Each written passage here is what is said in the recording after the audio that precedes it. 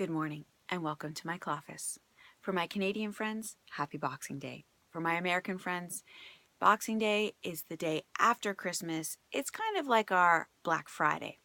Anyway, this morning, I want to talk to you about investing.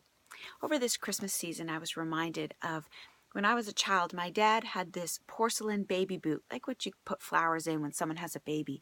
And over the course of the year, he would fill it up with all his change. And come like a week or two before Christmas, he would empty it out and divvy it up between us four kids so that we could go and buy Christmas gifts for each other. And this was a big thing, to be able to have our own spending money and go and invest in our family members and buy gifts for one another.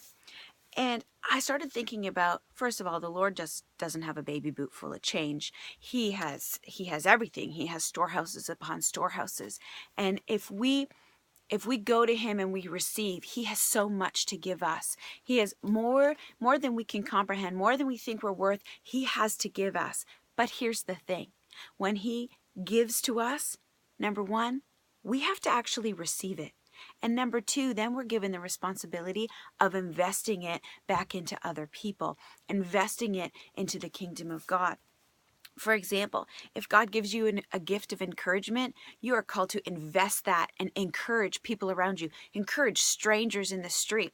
Encourage people by writing notes or just speaking words of encouragement, speaking life into people. If God's given you a gift of administration, come on, start to administrate. If God's given you a gift of teaching, start a small group. Help with the youth group. Help with the children's ministry. Invest in raising up the next generation to be powerful men and women for the kingdom of God.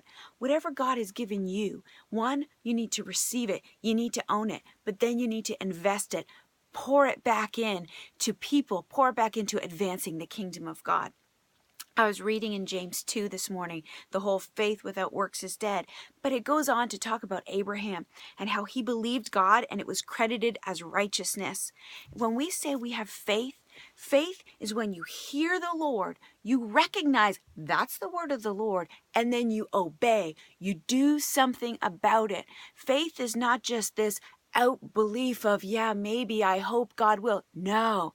Faith is when you hear the Lord and you recognize, I know that's the Lord, and then you act upon it.